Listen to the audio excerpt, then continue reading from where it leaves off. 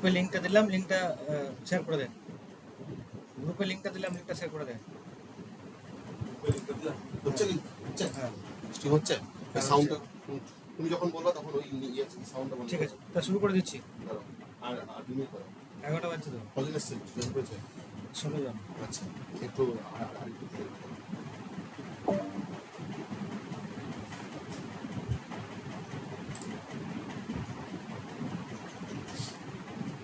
তুমি কি লাইভ করছো নাকি স্ট্রিম শুনে গেছে আওয়াজটা কমিয়ে দেওয়া করে নিয়েছি, তুমি যখন বলবো তখন বুঝে গেছি তো, বুঝে গেছি।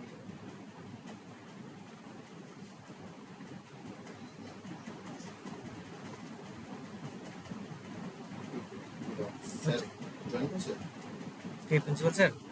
কৃষ্ণ আমরা ওই দেখি, হ্যাঁ হ্যাঁ করেছে করছে করেছে করছে ঠিক আছে শুরু করে দেবো।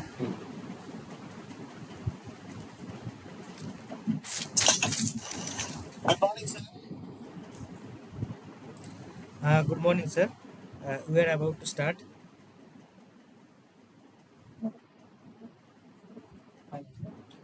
Hello, sir. Hello, sir. Good morning, sir. Yes, sir, you are audible.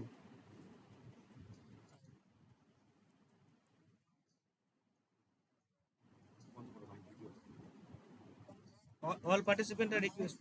Good morning. All participants are requested. Please mute yourself and please stop your video presentation.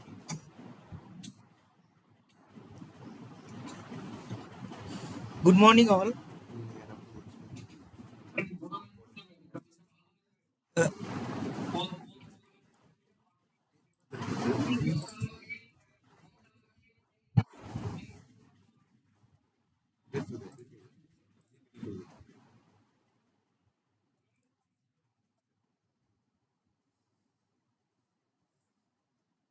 Good morning, ma'am. Ranjita ma'am is here also. Good morning, ma'am. Uh, Good morning, all the participants and our chairpersons. This is day 2 of our uh, 2 days national conference on Indian democracy, challenges and opportunities in new millennium. Already the schedule of today's program given in the respective WhatsApp groups, but for the convenience of the participant, I am repeating the same. Okay, so now Krishna Hambal sir is there. He will deliver his lecture, and after that Ranjita ma'am will be deliver her lecture at 12 p.m. and then an interaction session will be held. After that 1:30 to 2 p.m. lunch break will be given, and we'll back at 2, and then the parallel presentation session 1, 2, 3, 4 and 5 will be held in respective link, and the link and the schedule already are given in the WhatsApp group. So not with much delay, I will start by saying to introducing Professor Humble. Professor Krishna Humble, Professor and Chairman, DOS in Political Science, University of Mysore, Karnataka. His area of specialization: political theory, international relation, disability studies, human right, globalization. Mustafa Sheikh, please be mute.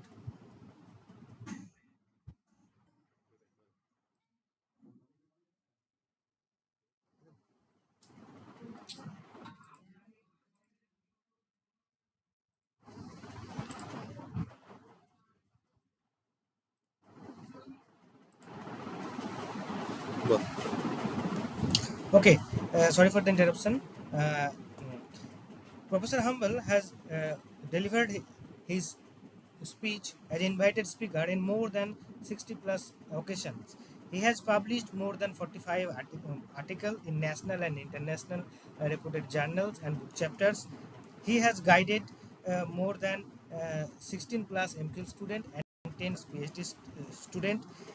Along with his, he has actively served in many administrative and academic bodies in his university and throughout the state. So welcome, sir. Welcome to the session. Now I handing over the mic to you. So please deliver your lecture, sir.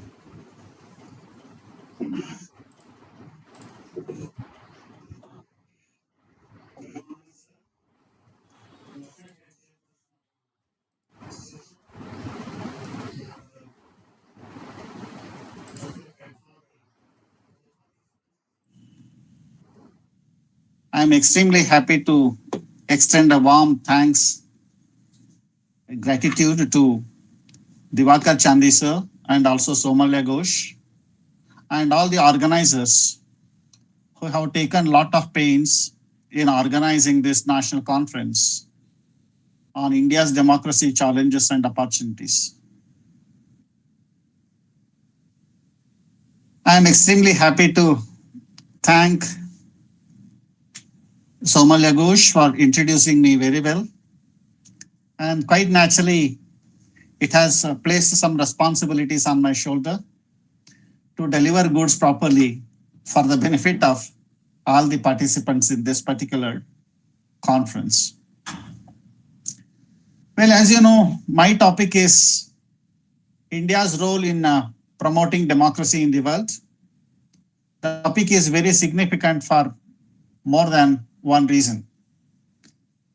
For your information, India is the largest liberal democracy, and its democracy has got its own values in the world. And why this democracy is so vibrant and why it has to be promoted in the world, all these questions naturally gravitate our attention. What is the role of India in promoting democracy? And how democracy development, institution building, strategic and economic interests are all closely linked with one another. Such and several questions need to be answered by us because my topic is India's role in promoting democracy in the world. Perhaps all of you might be able to know that democracy promotion is one among the important foreign policy objectives. And for your information, this was not the objective in the beginning of the independence. There are some reasons as to why India was not so much interested in promoting democracy as an important objective of its foreign policy. And why this sudden shift has taken place in the practical conduct of the India's foreign policy is equally important for all of us. Let me go still deep into this matter. As you know, democracy has been traditionally defined as democracy by the people, for the people, and of the people. And at the same time, democracy is the one government wherein democracy is the one system wherein all have the share. So naturally, democracy itself is the most important, not only a philosophy, but also it is a form of government and also a way of life. We, the people in India, have been experiencing as to how this democracy is functioning ever since the constitution was accepted and adopted by the people of this great country on 26th January 1950. Even prior to that, the seeds of democracy were literally sown, and quite often they were germinated, and it has grown into a big tree capable of giving shade and also fruits to so many people. So now India undisputedly is the largest liberal democracy, and its voters are around 97 crores. Imagine such a large number of voters are not found in any part of the world where democracy is functioning. Quite naturally, we have every right and also role and responsibility in the world to promote to promote the values of democracy, to spread the values of democracy in the world. So why India was reluctant? This is an important question. I have to answer it with some examples.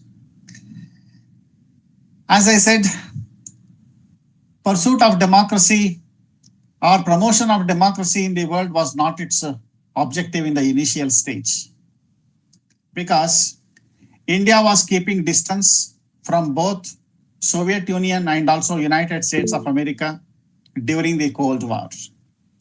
So during the Cold War, India was not a party to any of the blocs. And at that particular point of time, India was thinking that any project of spreading democracy or promoting democracy in a third world or any other country was out of a necessity, for the simple reason that it was seen as a project of colonialism, neo-colonialism in the strict sense of the term. So democracy was seen because, as you know, India rejected the Western form of capitalism, and democracy and capitalism were closely linked with one another. Soon after the Second World War, United States harbingered, it largely depended upon spreading democracy in order to contain communism. So Truman Doctrine was more emphatic on spreading the democracy throughout the world. Its purpose was to contain communism. So the very seeds of Cold War were found in this particular project. So Indian leaders thought it was not wise on part of India to plunge into the task of promoting democracy at that particular point of time. Secondly, India was pursuing a policy of non-alignment, and that non-alignment itself was most important because it was helping India in a strategic way in order to develop India itself. So the pursuit of non-aligned policy was indispensably necessary for India in order to transform her own politics, in order to transform her own economic and strategic interests in this world, where most of the countries were emerging soon after the Second World War. In addition to this particular fact, one more interesting point comes uppermost in our minds. In Asia and Africa and also Latin America, most of the countries were decolonized. With the decolonization, birth of the nation, so many nations were born, and this proliferation of the nations in the world was compelling India to seek a democratic world order. So primarily, the pursuit of Afro-Asian solidarity was thought to be the most important goal in India's foreign policy, because third world solidarity was thought to be the most important thing.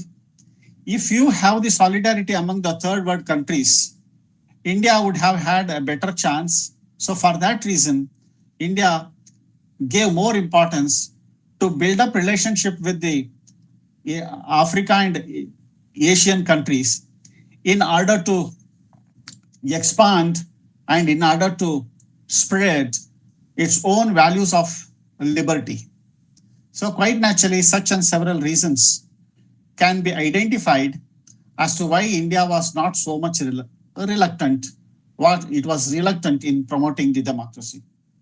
And India's status as a less developing country, or it was still backward country in the initial stage. So its own economy was not so much good, and it was not so much sound and strong.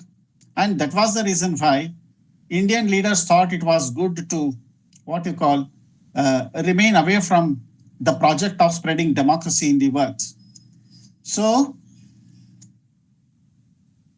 during some times, Jawaharlal Nehru, Lal Bahadur Shastri, Mrs. Indira Gandhi, and Rajiv Gandhi and others, they were giving more importance to strengthen the necessary infrastructure in the form of the state building and also nation building. So for that reason, during that phase of time, perhaps India was very much interested in setting her house in good order. But wind of change is always bound to be there. In order to seize the opportunities, nations always fight in the field of international relations. So quite naturally, soon after the end of the Cold War, India's policy prescriptions began to change. India's aspirations also began to change. A large-scale transformation of the nation's democratic foreign policy began to be visible, and during that particular period of time, you do understand that withering away of the Soviet Union appeared to be a blessing in disguise for India to reorient her foreign policy. And for that reason, P.V. Narasimha Rao and other prime ministers who came subsequently to rule this nation, they began to change their priorities. So, neoliberalization, globalization, privatization, and liberalization as three important processes. Of course, they seem to be same in a similar fashion. But during this particular phase of time, soon after the disintegration of the Soviet Union, India began to reorient her foreign policy.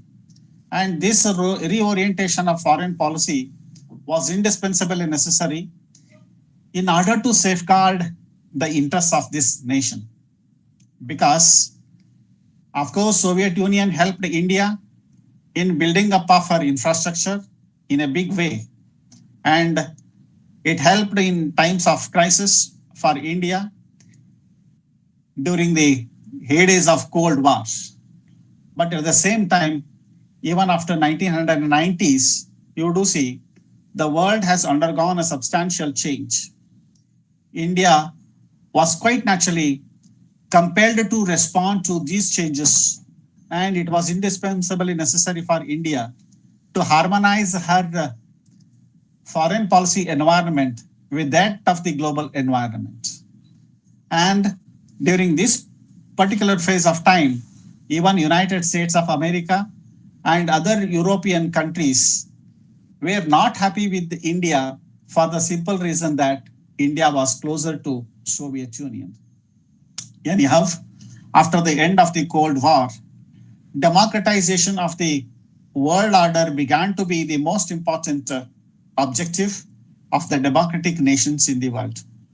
United States of America is not only having an old, is having having democracy ever since its beginning, but also it has been giving leadership to the world in spreading the democracy throughout the world. But at the same time, it was not depending, it was not literally believing in India's capability in promoting democracy. So it becomes crystal clear that how come India would be able to promote democracy in the world was a $1 million question for most of the leaders in the world. Yet, for everything, there is an answer in the spatio-temporal analysis. So it becomes crystal clear that as the 20th century slowly eclipsed into the past, the 21st century unfolded itself. So during this time, some important events happened. These events are most important for us. So United States of America was expecting that India should also participate in a big way. With all the suspicions it had in mind, it expected, United States leaders expected India to participate in a big way in promoting democracy in the world. So COD, Community of Democracy, was also constituted, and there was a United Nations Democracy Fund was launched in 2005. At this period of time, Dr. Manmohan Singh, the Prime Minister of India, the then Prime Minister of India, literally expressed his strong desire that he would be able to extend, or India would be able to extend the all necessary help in spreading the democracy, because he recognized the significance of democracy for what you call development. So development and democracy are closely related to one another. For this reason, he said in clear-cut terms that democracy is the most important natural order of the political organization. It's really attractive to us. And he said poverty, illiteracy, or what you call the socio-economic backwardness, they do not hinder the exercise of the democracy. As you know, India was and is known for her poverty, and she has been successful to some extent in overcoming this inexorable poverty. And illiteracy was also there and is also there as an important problem. And with the help of the various schemes in order to strengthen the education, India is overcoming the problem of illiteracy. And for this reason, Manmohan Singh was very much clear-cut in his enunciation of the fact that democracy is helping India. He said, quite contrary, our experience of more than 50 years of democratic rule, it clearly demonstrates how democracy is a most powerful tool to overcome successfully the challenge of development. So India has been sharing its rich experience. India has been sharing its rich experience in spreading the institutional capacities, in the infrastructure, and also it can share its democratic values and beliefs for other nations. So quite naturally, all these kinds of assistance would be extended for those who are in need of our democratic experience.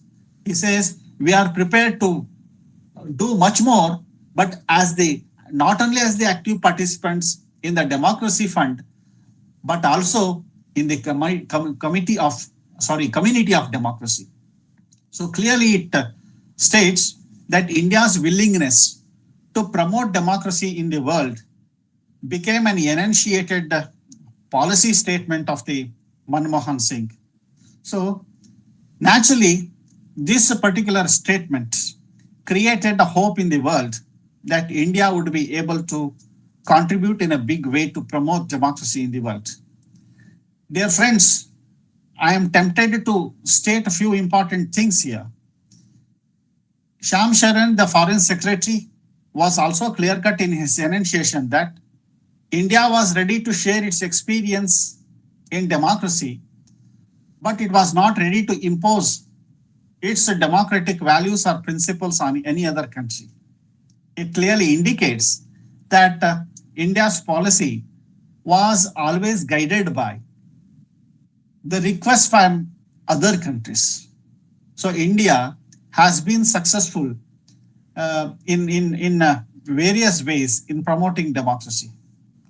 Dear friends, as you know, that even in Nepal, if you look at how India helped other countries in drafting the constitution, as far as my understanding or my reading is concerned, in 1948 itself, India sent its constitutional luminary, B.N. Rao, to the Myanmar in order to help them to prepare a constitution for that nation. Although Myanmar is a juntocracy,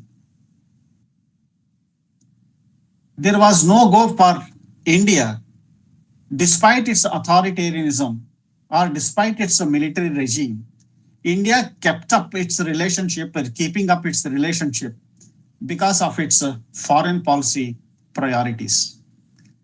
Geopolitically, geographically, Burma or Myanmar is very much nearer to India.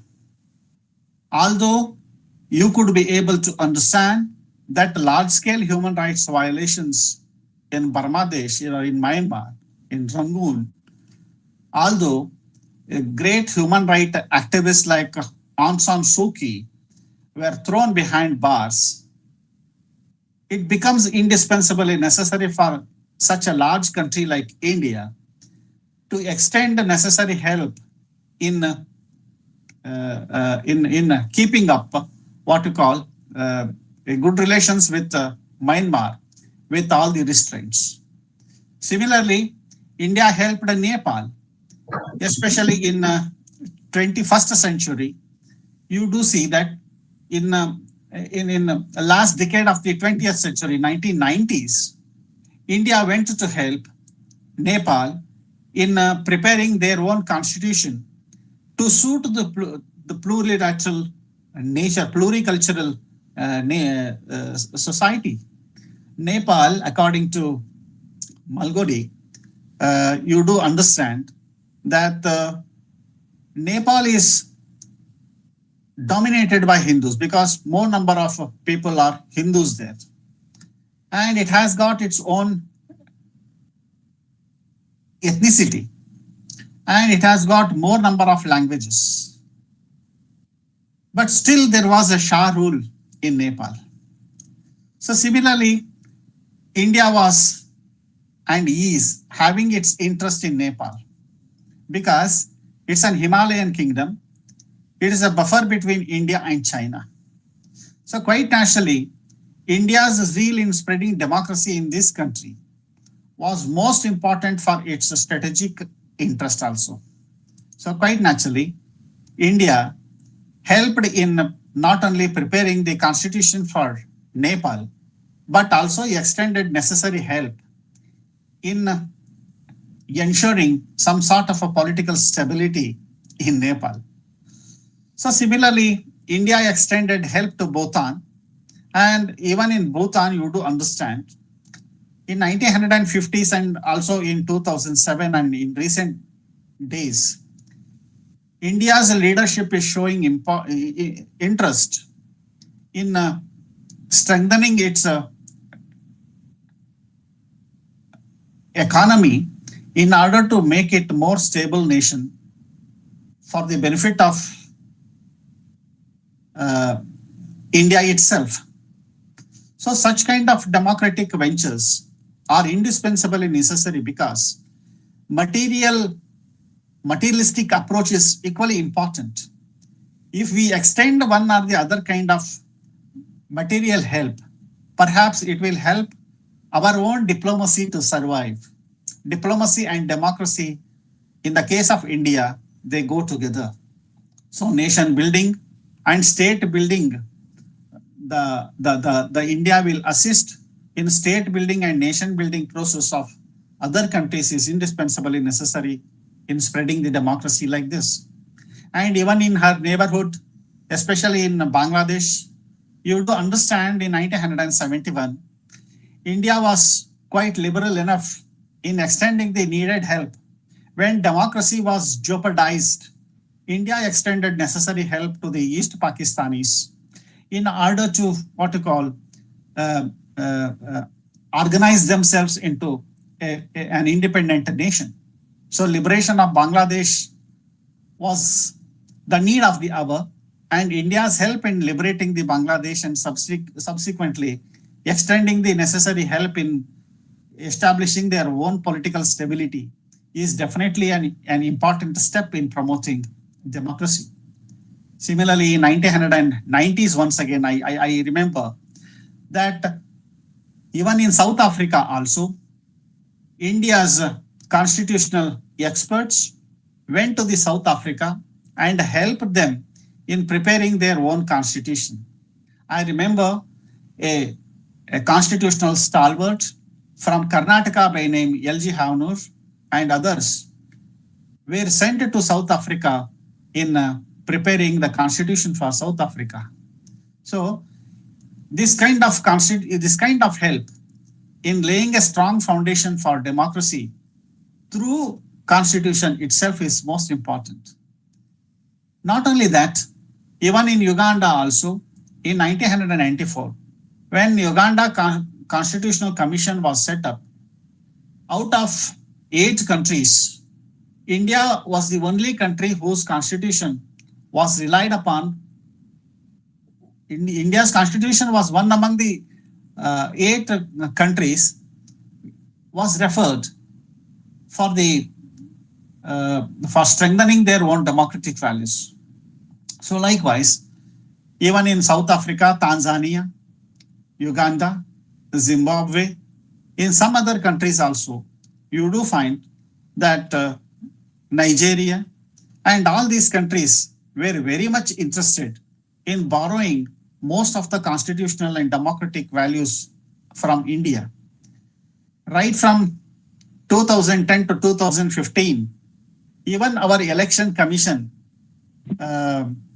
extended the necessary help to most of the countries, because conducting the election is equally one among the important exercises. For your information, in Cambodia also, when there was a large-scale transformation of the Cambodia, you do find that India extended necessary help in conducting the election for that nation. So likewise, India's electoral voting machines were exported to most of the countries. More than 50 to 60 countries have received or imported our electoral voting machines. So these electoral voting machines are a kind of a technological innovations in that way, and these electoral voting machines are of great help even for these countries, because as you understand, the more the technology is infused, more it will be precise and accurate, into bracket with some exceptions here and there. So naturally, India has been spreading its constitutional values in training the election, in conducting the election of for electing the governments in different countries like this. So likewise, even in Nigeria, you do see that public interest litigation as an important judicial innovation was also adopted in some countries like this. So, dear friends, perhaps various good examples can be seen here.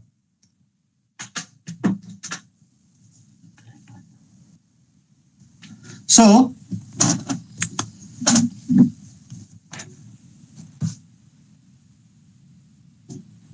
even in our neighborhood, especially in the Sri Lanka, in 1987, India had sent its peacekeeping force because there was a crisis in Sri Lanka. That ethnic crisis was also a greatest problem, and that crisis was nothing but a democratic crisis. Sinhalese were interested in imposing their own majoritarianism or those of the Tamilian ethnic minorities. In fact, Tamilians were migrated to Sri Lanka some 400 years ago from India. It is the responsibility of the India as a big nation in the South Asia in order to safeguard the Tamilian interests in Sri Lanka. So that was the necessity of the time. And even when Rajapaksa's government was experiencing instability, India took initiative in order to extend the necessary economic assistance for its revival. So this kind of neighborhood policy is meant to promote democracy in South Asia. And not only India is interested in spreading its democracy in the South Asia because it is also interested in spreading democracy outside. As I have said, that it has shown interest even in ASEAN countries such as Cambodia, and in Afro-Asian countries, especially India has shown tremendous interest. So, United States of America, I want to lay more emphasis on this because after the 9/11 2001 incident, you do see that United States of America began to exude too much of confidence in India because it was indispensably necessary for United States to have cooperation with India in curbing the greatest menace of terrorism in the world. So two democracies, A.B. Vajpayee, began to harp upon that India and United States of America are natural allies and natural democratic allies. Quite naturally, these two democracies began to join their hands. Although Bill Clinton was very much upset by the India's nuclear weapon tests, and during his regime, President imposed several economic and technical sanctions on India. Later on, George Bush, when he became the President of the United States of America, he began to relax these sanctions on account of establishing a good relations with India, because he thought India's democratic space would definitely help United States of America also to have a partnership in the world. Regional and global interests have to be balanced very carefully. Balance of power was changing, and it continues to change because as ever and whenever some policies do change, naturally the interests also have to be adjusted. There lies the significance of what you call the politics. Hans J. Marganto, in his Politics Among Nations, in clear-cut terms, said that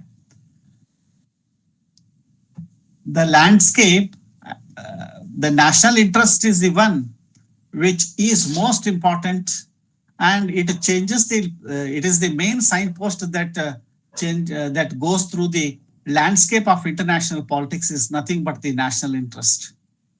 This clearly indicates that whether the realism or the idealism, it is ultimately that is the national interest. It is the main signpost that helps us. So similarly, most of the countries, especially the democratic capitalist countries, realize the significance of democracy as an important method of broadening the choice for the people. So liberal democracies are meant to work in accordance with the doctrine of the free choice, as Milton Friedman stated, that doctrine of free choice is closely associated with the democracy. So as India began to spread its own what you call market, and it began to spread its own democracy, most of the Western countries, including European Union countries, also have shown tremendous interest in accepting what you call India's values. That means they have given credit to India. They have begun to appreciate India. So naturally, I think without any deviation, it may be stated that India is not only helping the countries in drafting the constitution, it is training the people in conducting the elections, it is helping in capacity building, it is helping civil society leaders, it also participated in training the legislators in what you call in conduct of the democracy. So similarly, it's most of the constitutional values like separation of power and division of power in the form of the federal structure. were also made use of by countries of the Asia and Africa. And even in ASEAN, you do see this kind of influence is found. But what happens is still we are lagging behind in meeting the uh, large scale global aspirations because resource crunch is always there with us. Although we are fifth developing economy, fifth largest economy in the world, we have got our own problems. And we do see that in these days, even in the recent regime, you do see that there is a tremendous interest in transforming India into a global power. So, for the transformation of India into a global power, also, the zeal to spread democracy is a crucial factor. So, recent book authored by Jaishankar, India Matters or Bharat Matters, is also an important book. In that, in the last chapter, he says, democracy delivers. It clearly indicates that democracy delivers not only within India, but also it delivers outside. So, world is realizing the potentiality of India, and world has already realized its potentiality, and it is trying to appreciate what all the India could be able to contribute to create a democratic world order. As you see, Russia-Ukraine war has already ruffled the global democratic order in a way. But India's recent initiatives, for example, Narendra Modi's visit to Russia and perhaps his visit to Ukraine, may help in creating still more space for India to relieve the tension, which will be a most important democratic effort on part of democratic and diplomatic effort on part of India. But however, we should understand that nation building, the constitutional nationalism, majoritarian authoritarianism, such and several things need to be addressed very carefully because world is although globalized, the hearts of the political leadership may not be as globalized as we expect it to be. However, the majority of the global population is still poor, and it is the responsibility of countries like India to unite their efforts in spreading not only democracy, but also the fruits of democracy even to the poorest of the poor in the global world. I hope this is my presentation. I hope in conclusion, it may be stated that although India initially did not have any dream to spread democracy, and it was not the part of its foreign policy objective.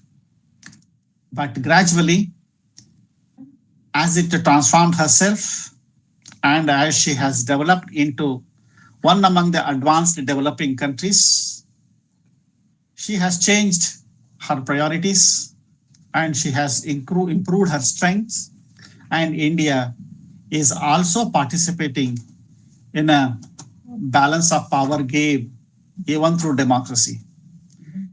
In the United Nations Democracy Fund, she is playing an important role, and even in spreading the fruits of democracy, she has been working with great countries like United States of America, and she is trying to clear the suspicion that is there in the minds of the global leaders.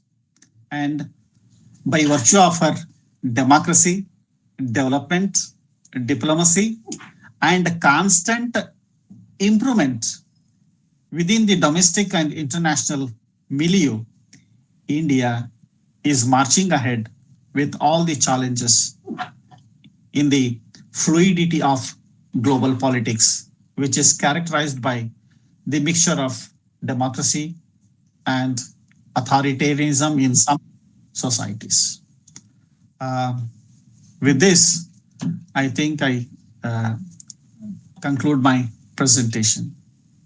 I heartily thank the organizers for blessing me with this important opportunity. I hope uh, I will be able to get some questions from you in order to learn more. Thank you, friends.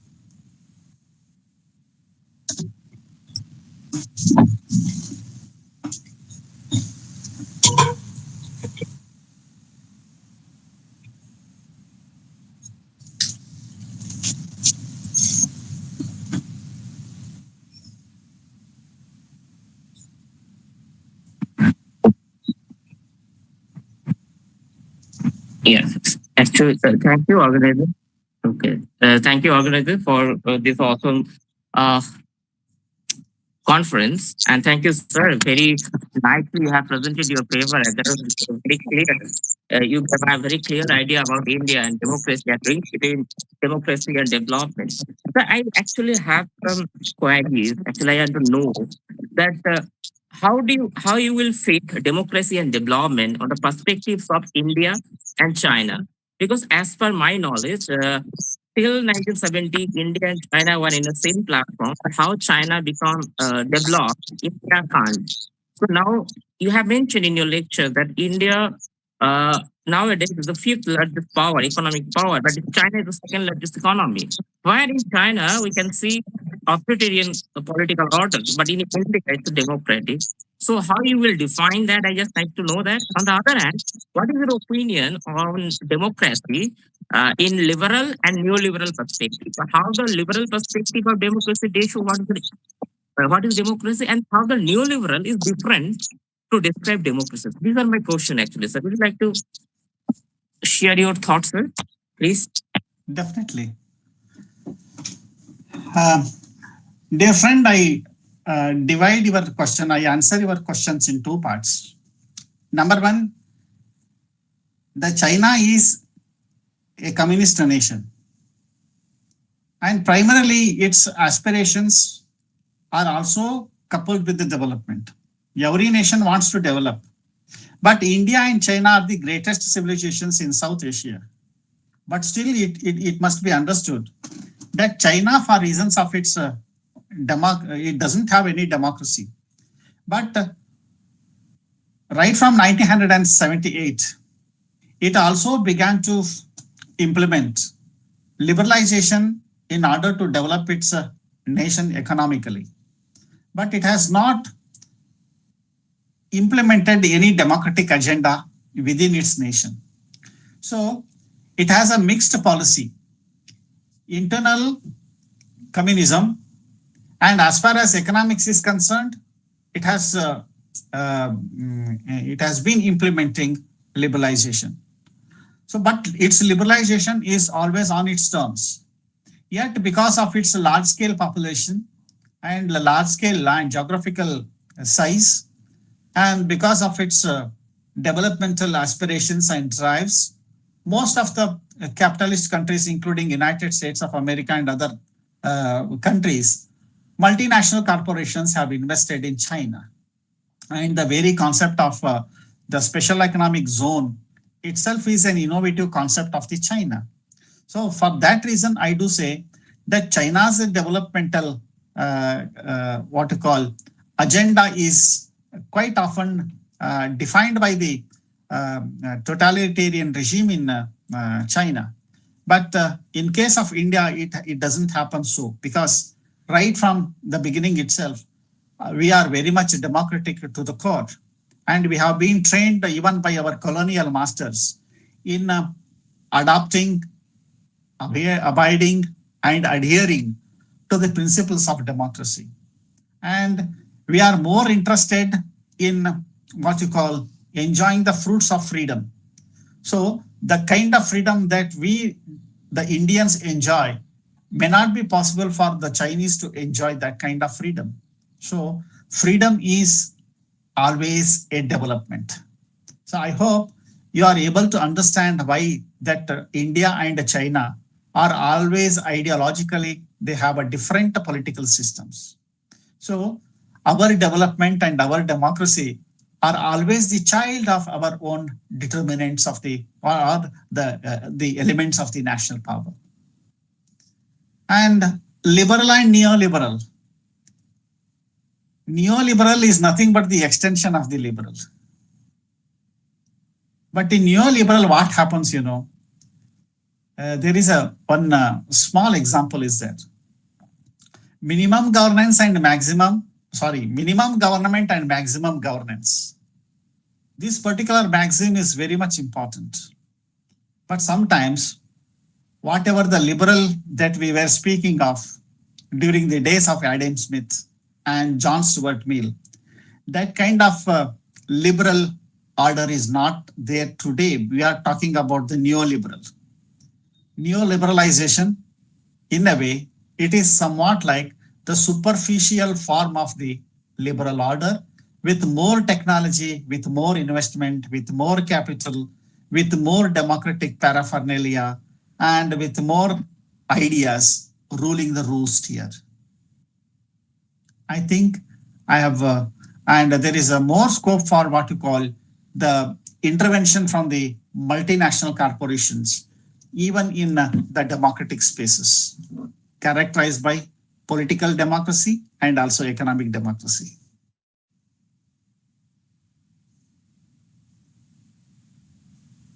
So, sir, according to you, can we sum up like this? In a liberal system, the government has much more power than the neoliberal segment, sir.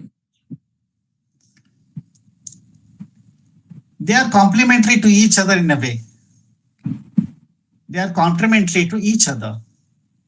Liberal and neoliberal, they are just the important terms used in order to address the changes of the time. Okay, thank you, sir. Thank you for enlightening me. Thank you very much. Okay. Thank you. Thank you.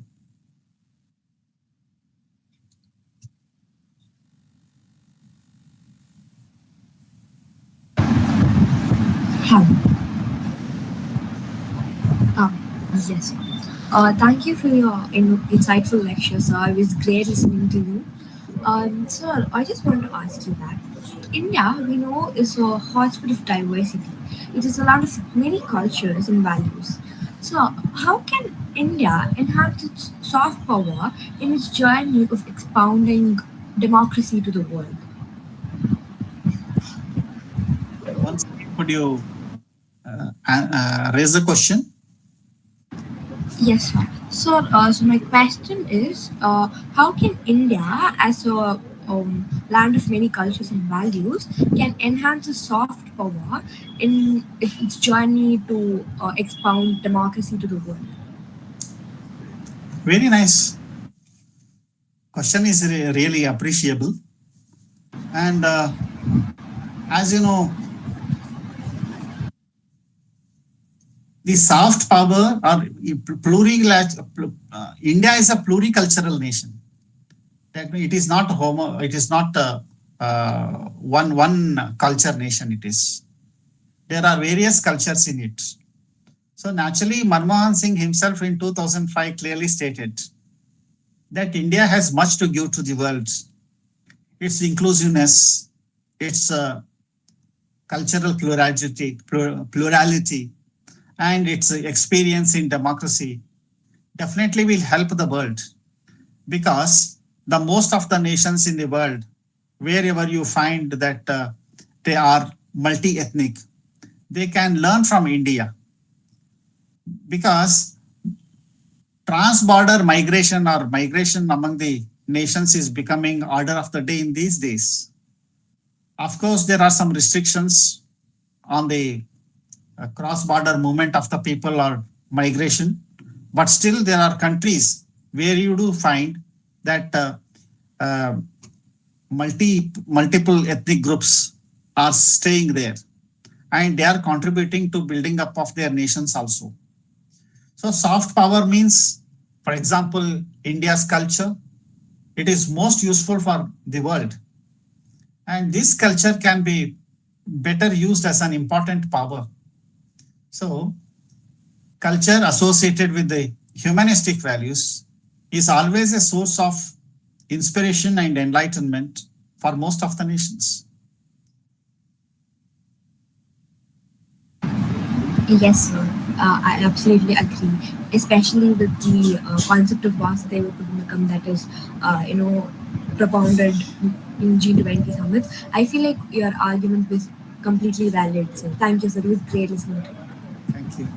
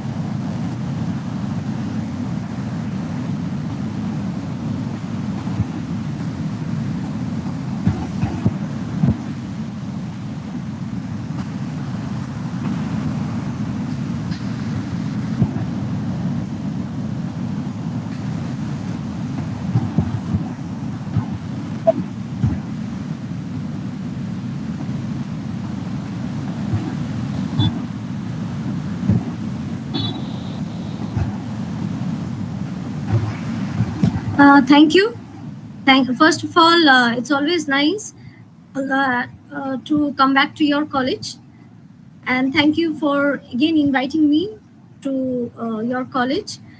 Of course, it's a virtual invitation, but this is the benefit of technology, which is also something that my lecture would touch upon. So, without wasting much time, let's straight away go down. So today, since the topic is a very wide and it encompasses a whole lot of things, in the sense that we are not just talking about the challenges, but also the opportunities. Now, the first take on this is that every challenge brings opportunity, and every opportunity, if not managed well, leads to challenges. So the experience in India, the democracy, the democratic experience in India has also been something like that. And my lecture would actually touch upon, since this is a huge topic, so I would just kind of limit myself to certain parts and would not go beyond certain others. Now, the first part that I would focus on is that what are the major concepts that uh, on which democracy thrives. So democracy actually thrives on, the first is consent. So the first aspect of democracy is consent, that when you consent to allow, or you are allowing people to form the government and rule, or kind of work and take policy decisions on your behalf, and you allow or you give consent to do certain things on your behalf. The second thing, so that is a very powerful thing, that when you give consent to someone or consent to a body, that means you also kind of allow that person or a group of people to take certain decisions which are going to alter your life processes, your decisions, and also your good and bad, or the things that you would or the freedom that you want to experience. The second is the question of participation. Participation is one of the most important aspects in a democracy, and here you give your consent through participation, and this consent may also have, or rather it may also create a space whereby your participation may get limited. So it's a very very problematic, or a very or rather a kind of a concept which has a lot of what you'd say values to it. Third is accountability. So when you are giving the consent to a set of people to decide, because we are not talking of a time when we are having a direct democracy, we are having indirect democracy. So when you are allowing people to rule or to take decisions on your behalf, then there is a question of accountability that is paramount, that is very important. And so this is the third concept, or rather the third point that we would focus on when we are going ahead. Now, the experience of democracy in India has been very interesting in the sense that we see, although the various parameters that are there, say the economic unit, or the VDEM, or the Freedom House, they have tried to put India on at a particular level. Say, for example, if you look at the Freedom House measurement, or the ranking of India with regard to democracy, it is sorry, not Freedom House, it is VDEM. VDEM's ranking in 2023 was 19th most electoral democracy. It is the most electoral democratic country in Asia, and it is the rank was 19, and the score that was given to us was 0.399 out of 1. Whereas the economic unit, they pointed out that in 2022 they called us a flawed democracy. Why? Because we were having a lot of trends towards, or tendencies towards, democratic backsliding, democratic or authoritarian tendencies in our regime. So it was kind of poor. Now let us look into that. What is, or how do we measure democracy? So what are the tools? So basically we find that all the indices, or all the kind of parameters that we have taken, basically three are very common. There are different indices given by different houses, but the three things seem to be very common. One is pluralism, the second is civil liberties, third is political culture. Now, this pluralism that in the earlier lecture also I was listening to, and in fact, it is very heartening to see that India is multicultural, multi-ethnic, and we are proud to have retained it. And although there are kind of suggestions that there are tendencies towards polarization, or there is a tendency towards homogenization, or crystallization of a particular identity, or a kind of identity based on certain particular parameters, but we have kind of a lot of we are proud to see that and also celebrate our multicultural nature, our multicultural identity, our multicultural India. We celebrate multiculturalism in India. And in fact, I feel that India is a very good example of multiculturalism, and India has been able to project herself as a very successful multicultural nation, from where the West can, of course, learn a lot, in the sense that over the period of time, that how we have retained, or we have been able to preserve our multicultural identities and multicultural tendencies. Although there are a lot of counter pressures also, there are attacks also, but we have been successful enough in the what I would say, that how people have reacted, because it is not just about the government, but it is also about how people have kind of protected democracy, how they have used they made use of the institutions that we have got, and how we have been able to preserve our pluralism, our liberties, our culture, and what kind of political culture we have kind of developed from a time when we never had a democracy, although there are ancient forms of democracy that we are finding, but for a long time we did not have a democracy, and then we chose to go for a democracy, and a Western liberal type of a democracy, where it is based on individual rights and protection of individual rights, rather than and also we thought about, or rather there was a kind of a tendency to go towards a social democracy, which is a kind of a radical democracy, whereby you are focusing more on the society as paramount to individual interests. So if your individual interests are contradicting the social interest, the bigger interest, then you are going towards that. So which is in many of the academic writings, you will see that it is called democratic socialism.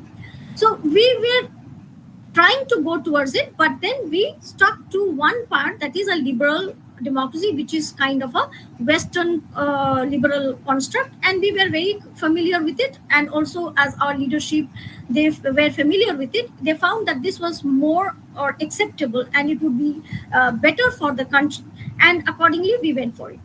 Now, of course, we have had a lot of challenges, but see, as I started with it, that in any challenge has opportunity, and any opportunity may backslide into a challenge. So, for example, if you take the case of emergency, now emergency was a huge challenge to our democratic India, and the opportunity that it yielded was it brought in many voices, multiple voices emerged. So it created the trend that we were going towards a kind of autocratic regime. We were experiencing where there were rights were taken away, or they were kind of suppression. But after that, after emergency, we see a different style, a political style, a different style of functioning, a different kind of uh, democracy emerging in India, and that is why we call it that our democracy has been successful. We have been successful in preserving our democracy, and it is the people who have kind of been able to hit back, or they have been able to preserve and promote it. And the was a challenge, like if we see that it had been uncritically accepted, then what would have happened? It would have happened otherwise, that there would have been multiple challenges, and probably we would not have been speaking like this today and discussing about the challenges and the opportunities that democracy in India has yielded, or it has given. Secondly, if you look at the kind of the judicial verdicts, which has opened up a lot of claims, and it has given us a lot of rights, in fact, through interpretation. And many of the rights are such that are actually able to control the state. They are also demanding from the state certain rights, certain dignity, certain kind of respect of the individual from the state. Now, that is also something I would call that it has opened up the opportunities, and it would not have been possible in an authoritarian regime. And since we had a democracy and people were there to protect, it is the common people. Because when you see, so it was, say, for example, in the last lecture, if you see that, as our earlier speaker was rightly pointing out, that the constitution that was created. Now, if we say that constitution was created by only the people who were sitting there in the house and the assembly, and they were writing it down, then you would be wrong in saying that, because constitution also emerged from the bottom in the sense when people wanted the right. Similarly, if you look at the interpretation and reinterpretation of article 21, and the kind of rights that we have we have received, and the claims that got registered. So that indicates the success of our democracy, or the opportunities that democracy and in India has given us, or we have been able to avail of, in the sense that we have been able to claim new rights, claim new grounds, and we have been able to put our voices. However, it might have been that we are at the bottom, we are at the margin, but it also got heard. Even if you are a minority, it gets heard. And that is also probably the reason that you would see that transgenders were regarded as they were taken as the other backward classes, and they were accepted that they were at the margins in terms of social justice, and new kind of arrangements or new kind of rights for ensuring social justice to people have come up. Thirdly, that I would look into is that the kind of acts that have come up, or although there are questions that the parliament is not being very active, and that is why we are seeing that judicial activism has happened, and we have more faith in judiciary than on the say parliament, in terms of getting new rights, or in terms of new acts or new kind of provisions for us. protecting our rights. But we need to understand that also that parliament is also being very, very active, in the sense that although not as active we would want them to be, or we would have expected them to be, since there has been, if you look at or rather when we look at the level of literacy, level of the percentage of people who are educated and entering the parliament, and when we look at or match the kind of output that we get in terms of discussions, in terms of questions being raised, in terms of new acts and new laws being framed, then we have, or rather we have been questioning, or we have been asking for some kind of reforms. Now this power to ask for reform, to power to also the space to call for reforms, is also, I think, one of the major opportunities that democracy in India has given to us. And here I would come down to the point of that how the changes that has happened in the recent times, that has actually helped us, or rather opened up new spaces and also given us new challenges. So for the first thing that I would focus on is the transformation that has happened in terms of the judiciary taking up cases suo motu. If you take the case of the recent incident in West Bengal and the way judiciary came up, and we have seen the judiciary has been coming up like this, and they have raised it, and they were trying to voice out what people wanted from the system. Now that is also creating a space, because it is a space where we are able to freely talk, we are able to question the authorities, that what they are expected to do, and we are also questioning them that what they are not doing. So this openness, this freedom that we are getting, that is also, I believe it is an open space, and it is also possible probably because of the fact that we have seen the emergence of technology. And this is the second most important aspect that I will focus on, that how technology has actually changed the color of our democracy, and in fact it has the opportunity to create more changes, and how it is going to do so. Now before I go on to it, now I need to also clarify certain points, that two important concepts that I will be focusing on in my presentation is, another one is democratic deficit and the other is democratic backsliding.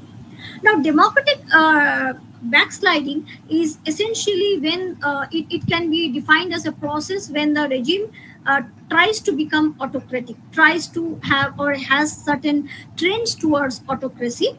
And here the political power is exercised more in terms of in a very arbitrary nature, in a very in a kind of very repressive measures are used. So there is a kind of tendency to suppress or oppress the voices of the common, the voices of the people, who are the actual the most important aspect, or the most important factor in a democracy. And it also is indicated by there is a restriction in the of the space for public contest, and also to politically participate in the various discussions, in the processes, in government selections. You will find that there is a kind of tendency to stop, to restrain, to restrict the public from coming into the picture and discussing, people participating and taking up issues and discussing it in details. And there is also some kind of a breakdown in the norms of behavior that is observable when you are seeing democratic backsliding in a nation. And you find that people tend to, or the authorities or the government, it tends to suppress the voices, and they break down the norms and standards or conventions of democracy, where you, one of the convention is freedom of speech and expression, that is somehow curtailed, that is stopped. Second thing is disempowerment of the legislature. Legislature becomes disempowered in the sense that nothing is discussed in the legislature. Everything is done by the government, and the executive is the all in all. Now, this is a tendency which we would notice in many of the countries, and that is the reason, or the alarming aspect, that when the world democracies were getting rated, we found that most of the democracies were kind of sliding, or there was a backslide backsliding, in the sense that those which were very good democracies earlier also, they also had backsliding. The third thing is the reduction of civil liberties and their press freedom. Now people have a tendency, or rather the people's rights are crushed, and even if they have in name they have the rights, but in practice they do not have the rights, or they do not enjoy, because there is a fear of being marked, fear of surveillance, fear of being picked up, fear of punitive action from the part of the authorities. And there is also a harm to the integrity of the electoral system. There is another trend that is visible, is political polarization, where the opposition is always taken as very illegitimate. That is, political opposition is not given the space. So everything has to be in order. Everything, there is only one voice, one set of argument, one set of logic, and there cannot be a disagreement. So that the right to disagree is one of the most important rights in a democracy, and that gets taken away. That gets it is not allowed to kind of flourish.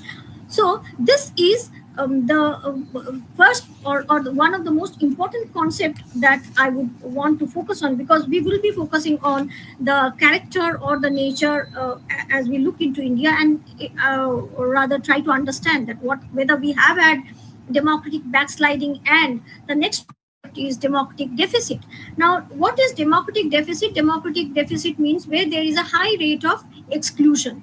People or communities get excluded for various reasons. Okay, and it may happen due to low level of participation, or it may so happen that the parameters are such that only few people can participate. Say, I will give you an example, in the sense that when the assembly was formed, that is our constituent assembly was formed, we had that those who were adults and educated and had property, they could vote. Now, if you add these parameters, that you have to have education, you have to have property, then only you can vote, then in a way you are also excluding a lot many people who also have a voice, because their lives will also be affected, but then they are not allowed to vote. Now, this can happen due to various reasons, that there may be a low level of participation, and it may be so that people may not have the desire to participate because they feel that it is not at all interesting, it is not at all important to participate, or they may feel that even if I participate, it is not going to bring any result. So that leads to disinterestedness. So you would find that although the 73rd Amendment Act talks about the voice, the reservation of seats for women and the SC/STs, but when you look at the panchayat meetings, you will find that very few people are actually inside the meeting, and the reason is that people feel very disinterested. Why? Because their voices are not heard. So that is also a way of exclusion. Now, apart from that, there is a kind of a disparity that have a direct relationship with citizens' political equality. So citizens may not be politically equal. All are not politically equal. Now, if this kind of a situation happens, then there can be a democratic deficit. Now, this are basically what we see is this is observable in 3 points. One, when we look at the electoral mechanism, what kind of electoral mechanism is there? Number two, the level of the kind of society where there is a level of tolerance. What is the degree of tolerance? Whether the society has a political culture which is agreeable to things that they don't agree to, the majority does not agree to. So the minority voices is heard or not, whether the minority voices is tolerated or not. That is also one of the second or the most important aspect of this democratic deficit. And the third is that when you have a kind of a feeling where there is an anti-democratic tendencies within the society, that is something which is indicating that your society has a democratic deficit, your country has a democratic deficit. Now I come to my point that whether technology or the inclusion of technology or integration of technology within the democracy in India has actually helped in advancing the case for democratic deficit, or it has helped in advancing the case for democracy, that is strengthening of democracy. Now we have had a series of papers or studies on the other tendencies or other challenges and opportunities that are created by various bodies, that is the executive, the legislature, the judiciary, the civil society, the market. Now technology is one such thing that has become a part of our life, and it has become all the more a part of our life after the 2020s. So we cannot actually say that we do not or we do not we cannot take technology to be that important. In fact, technology has become so important that it is kind of controlling our lives. And when we talk of technology and its integration in democracy, there are 2 3 points where we have to focus.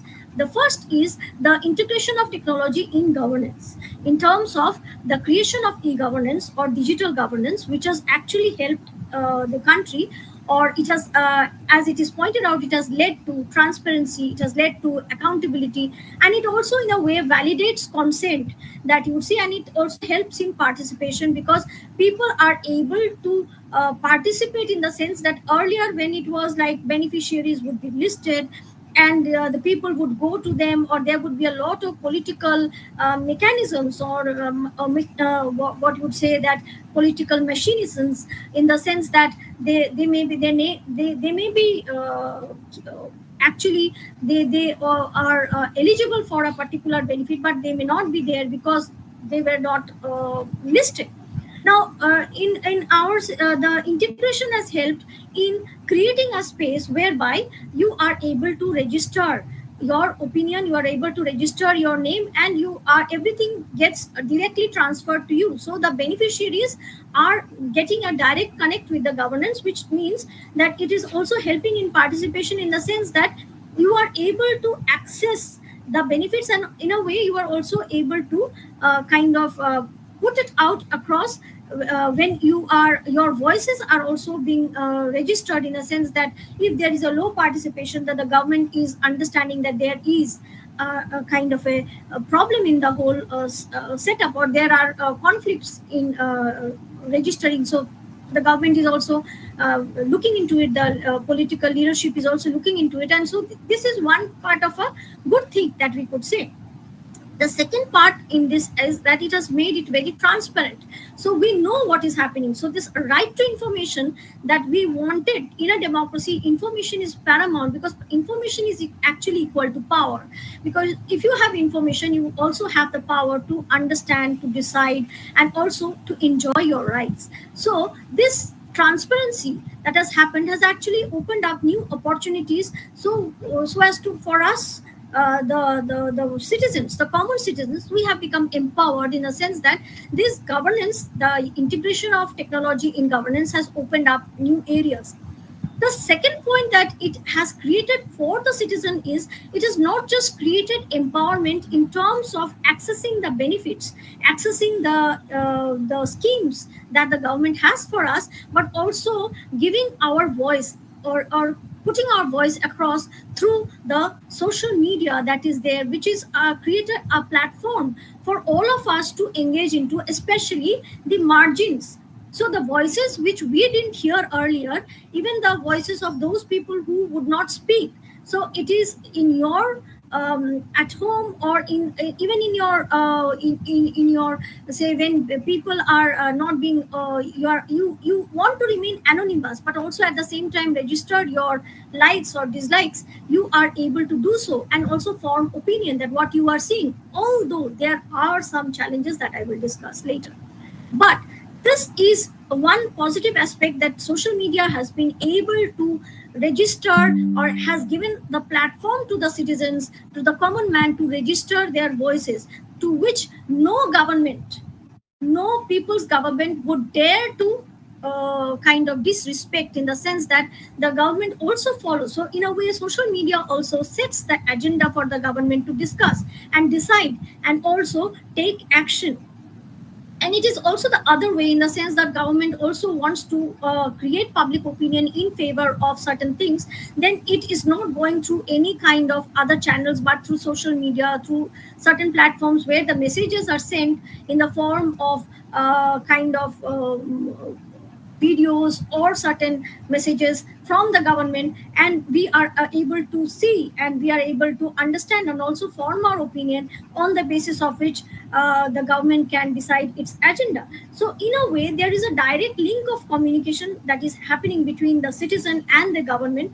So this integration has definitely helped us, but to what extent we are being able to set the agenda, that is also there, because the social media also leads to polarization at many points of the time, because it is based on algorithm, whereby the things that you like, you are actually showed the things that they want you to see. And in a way, your wall or your the message box is flooded with those that they want you to see, or the groups which are at the top, or those who are controlling, they would want you to see, and they would design how you see them. So that is one of the major challenges that it has created. And another challenge, of course, in our country is that, of course, the opportunity is there in governance, but the challenge that has come is that those who are not able to read and write, or they do not have access to this technology, they do not have access to mobile phones, they do not get registered. So this is also leading to exclusion of the vulnerable groups, because there you are not able to go down to those people, because they do not know about it, and it is very easy to keep them out. So in a way, you are always able to design your implementation in such a way so that you show that you want to show it as 100% implemented. So you can do it very easily with this, by excluding or not allowing certain people to register who might be an irritant to it. So there is also a very kind of a what you would say, a very clever politics of management that happens at a very different level, which we are not seeing, the general public we are not able to see, and we consider it as opportunities. So what is the point that I was trying to put on is that ch- opportunities also creating challenges, and challenges, if not managed, or if managed well, they create opportunities, and opportunities not managed well create challenges. So this can be one of the major challenges, where people, instead of participating, they may stop, because if you are told that you are being observed, you will stop registering your opinions. If you are told that you are being observed, and any kind of a like, or any kind of something where you registering an opinion, and you may be questioned, or you may be pulled up, or you may have to face some problems that would kind of not allow you to go ahead with it, because you are marked. But when you are in a community, you are physically present, then what happens is, then you have a power. So when you see, I would just give you an example. Many of us have seen the rallies that have happened recently in protest against women's safety, the kind of the incident, the ghastly incident that took place. And there were also social media images also. And the kind of participation that you would see in the rallies, in the public fora, was more, because it also meant that they were protesting against certain very or rather, where people were voicing, and there was a need to create that solidarity.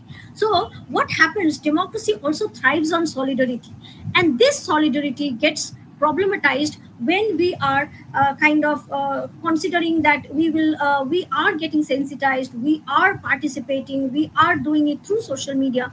It's good that social media has created this space, but it also reduces our span of solidarity, that how you consider, that how you look at the question of the shared meaning, shared lives, shared voices, and coming together, because that is what is one of the most important aspect of democracy.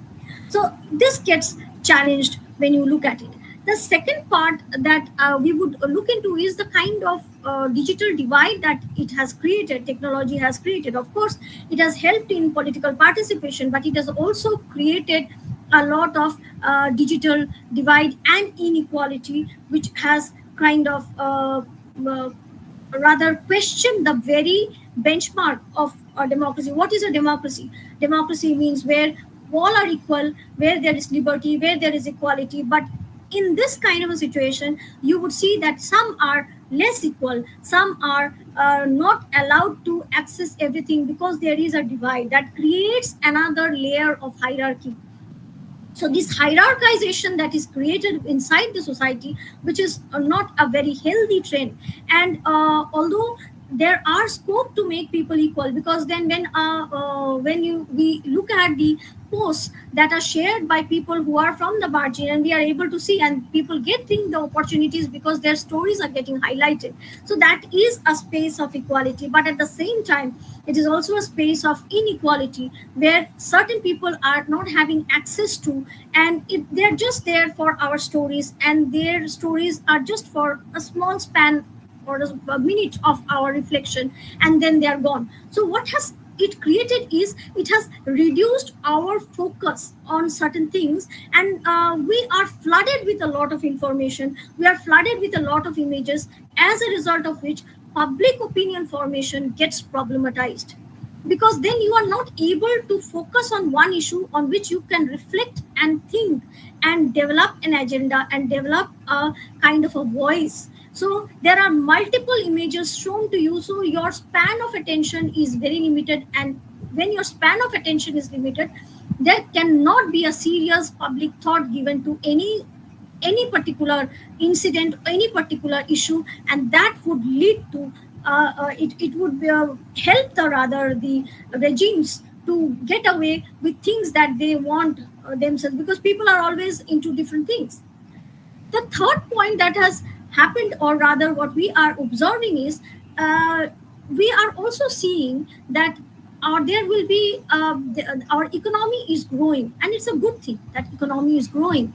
And we are in fact, just day before yesterday, Geeta Gopinath has said that India will soon become one of the most important economies in the world. And yes, we are, in fact, we are trying to become one of the global leaders. And that is why when we got a very bad rating in democracy by these various houses, our prime minister went and said, he addressed that global south needs a different set of indicators, because these indicators are very very biased, and they cannot actually measure the democracies of these new nations, the new nations that have emerged after the Second World War.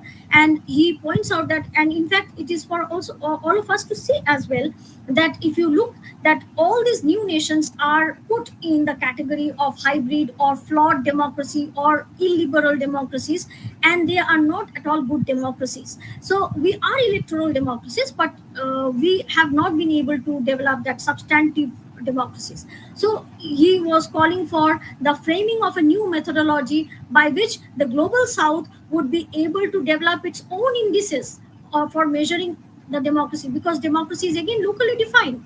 You cannot define democracy by the same definition as we would see democracy getting defined in the West, because although we start our classes with democracy means a government of the people, by the people, for the people, but then how, to what extent, because each political culture is different, each nation is different, and the democracy that thrives in that nation gets its color, and that color needs to be captured, and probably these kind of indices may create problem. So as we are emerging, so definitely the leadership is also thinking in terms that we have been able to become the one of the largest economies. In fact, we are ranking fifth now, and soon we will be in the third largest economies. And look at China, and look at us. We have developed so much, good for us, in the sense that if you look at India, say in 1947, with so much of trouble, so much of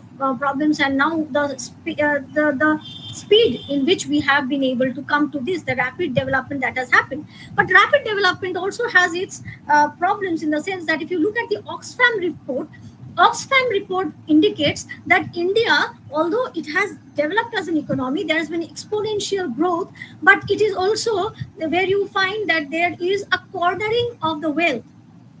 Wealth has been created, no doubt, but wealth has also created inequalities. That is, people have a better standard of living, no doubt, but at the same time, not all people have a good standard of living, because you look at the poverty that has also increased, the inequalities has increased, access to resources have been a major question. In fact, we have not been able to access the resources, or a lot of people are not able to access the resources, as you see that the safety net that the government had is gradually shrinking, and the social welfare part is gradually being given away to different other agencies. Market is one such player. Now, when the civil society has not been able to develop, and we had seen during the pandemic, if you look at pandemic and the experiences, and a lot of studies have come out, you would see that civil society played a major role in managing the pandemic situation, in managing the people's plight, rather than the government. So when people were not having food because they didn't have the ration card, and the state governments were not giving them because they were working there but they did not have the ration card of that particular state, and they didn't get food, it was the civil society activism that actually helped. So citizen activism has definitely helped, and here technology played a major role, because people got to know due to the social media that where was the problem, and they would send support. Now, this is what I would say one of the best opportunities of democracy, and that is also one of the strength of our democracies. And that's why I was saying that democracy is also at the bottom. Constitution making is also at the bottom. It is at the bottom that people create, they nurture, they nourish, and they create the new mechanisms through which we can actually question, we can alter, we can create opportunities, and also we can manage challenges. The third thing is that we need to look into the fact that there has been discussion about innovation, but the question is to what extent we have focused on democratic innovation in India. To what extent we have been able to, when we understand that these are the opportunities, fine, but then when we look at the challenges, we see that where lies the root. When we look at the roots, we understand that there have been challenges, and these challenges need to be managed through innovation and reform. So when we look at the tendencies of democratic innovation, so what kind of democratic innovations have taken place in India? That's a big area that we need to focus on as researchers, as students, that what kind of reforms have happened, institutional reforms have happened. So when we are talking about, say, political participation, have we been able to ensure that there is an active participation? We are seeing it in numbers. So when we look at numbers, then what happens is there has been participation. We have created an institution for participation, but have we trained the people for a dialogue? And dialogue can only happen when people are equal. Are we creating that equality, or we are creating inequalities, or our democracy is throwing up inequalities and unquestioned inequalities? Now, one of the argument that it comes to my mind is, there was a question, or is a puzzle, that often we say that in China there is a lot of growth on the one hand, and on the other hand there is a lot of human rights violation by the regime. Now the puzzle is that why is it that people don't protest? Now, one of the argument is that people don't protest because prosperity creates a kind of an image. Prosperity creates a kind of what I would say a mirage, that you feel that you are happy. You feel that you are enjoying all the rights. You feel that you are getting everything that you deserve. And this everything that you deserve is again designed by someone who is at the back, or a regime, or a group of people, or a set of actors who are designing for you what you should take as the good, what you should take as the bad. So this designing of our or public good and public bad is also something that is a very very important issue that needs to be discussed when we discuss about the opportunities and the challenges. Opportunities, no doubt, in the form of new rights, new claims, new spaces, new activism spaces, and also the freedom to do what we want to do, and also to feel good, also to feel prosper, or to experience prosperity. But the questions remain that, is it that all are experiencing the same kind of prosperity? This is number one. Number two, is it that all are able to put their voices across freely, that is without any fear? Third, is it that everybody, or the pluralists, or the groups, the different groups that are there, they feel free to voice their desires, they feel free to voice their demands, they feel free to discuss any issue? And if there are question marks on that, then there is a serious problem, or rather a challenge is in the offing, that whether we can call our democracy truly a democracy is a question mark, and that needs to be discussed further. The next point that I would focus on is that although there are spaces, or rather we are talking about the challenges and the opportunities available, but then there are also rays of hope. Rays of hope in the sense that we are able to see the youth coming into different forums. In fact, there was a study recently in Kerala, for example. Many of the members of the assemblies, in fact, a majority of them, they are very young, and the interesting part is that they're very highly educated. Now, when people who are highly educated and they are trained outside, they leave their job and come back to your country and enter politics, and they enter the domain where policy making takes place, so there will definitely be a change happening. Second point that I would raise is the kind of the youth experience, or the kind of experimentation that we are seeing, in terms of, it's not just where you are seeing people only in jobs or in certain sectors, but people who are becoming self-employed and also creating jobs. Now, when job creation takes place in an economy, you are sure that it is also going to create wealth. And when wealth is created, it is also essential to create some actors who would, or regulatory bodies who would see to it that wealth gets distributed well.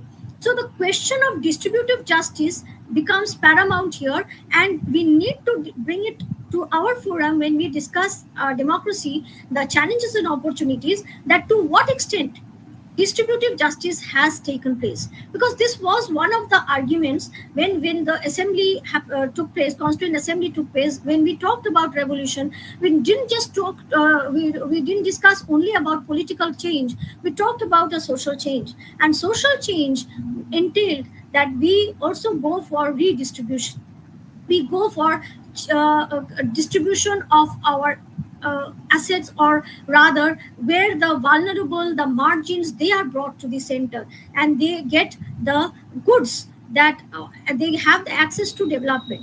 So the question comes that whether we have been able to do so, whether our development efforts have been able to design such a scheme where the margin has been able to come to the center. One of the argument is, yes, we have seen, in fact, we have seen vulnerable segments, people from vulnerable segments, they are emerging, they are taking access to education, they are entering higher areas of learning, they are joining various courses, they are doing something new, and their voices are getting heard. The invisible is becoming visible, the invisible faces, they are becoming visible. One of the thing is that we have seen since the few days, when at one point of time the women's issues were at the margin, we are seeing that women's issues have become center, in the sense that it is become so powerful that it has not just become an issue that is discussed only within India, but it is also getting discussed outside India. So this is something that we need to also focus on, that how the margin has come to the center, in the sense that you are taking note of it. Everybody is becoming a part of a movement, and it is not just that a person has been murdered or a girl who was working, and it is not just a question about the working women who are demanding a safe space for work, because work, again, the definition of work has also enhanced. It has become elaborate enough. It's no longer just the offices or the schools or the colleges, it is also your home. So it is a matter of women's safety that has become so important, and it is able to create that kind of a public outrage. So this is, I would say, a strong point of our democracy. It's an opportunity for our democracy to, and it is also a space where we are able to voice our demands, or voice our, without any fear, we are able to come across. And here the government is also listening, it's bound to listen. It cannot just do away saying that I don't care, I will do what I want. The government is bound to listen, because otherwise it knows that people are very angry. So this, when people's voices get heard and the margin comes to the center, that means our democracy has been successful to a great extent, in the sense it has created that opportunity where you are not just seeing women on the streets, but also men. So it is interesting in the sense that it is also a statement where it says that gender discrimination is questioned. Gender discrimination does not exist, or gender discrimination here, men are not saying that it is a woman's affair, so I am not going to be a part of it. It is men and women, irrespective of the fact whether they are a part to it. It is an emotional thing. So when this happens, this is also an indication that democracy is kind of, there is some kind of democratic success, that there is a success of our democracy. The last point that I would focus on is the management of this success, how this management has happened. Now we see that when there is awareness, and it is, I think many of you have read Political Order in Changing Societies by Samuel Huntington. He says that it's a very natural thing that when you have political development means that you will have education, you will have participation, but it will also mean that you would have decay. Why? Because there will be a demand. There would be demand from the people for new spaces, and there would be demand from the educated for jobs, and there is sure that you will see that the institutions are failing, and they would not be able to address this, and there would be civil disorder and conflict. Now interesting is, if you look at in India, we are a multicultural nation, it's a multi-ethnic country, and you would see that when India was organized, we only looked at the regions. Okay, if you look at the states, it was based on language. So regional organization happened on the basis of language, one parameter. But subsequently, the sub-regional forces have emerged, and that is a good trend.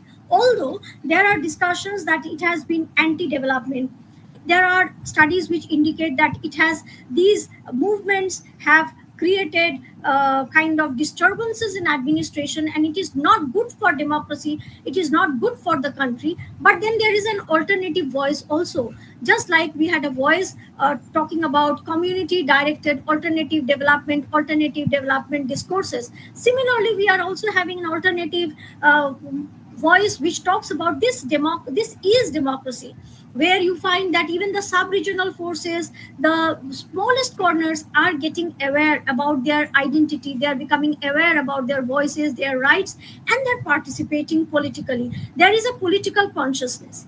This political consciousness is also showing the maturity of a democracy, in the sense that India has not balkanized, India has not broken up into small parts, that people have said that if you go ahead like this, then India will be broken into small parts and India will be finished.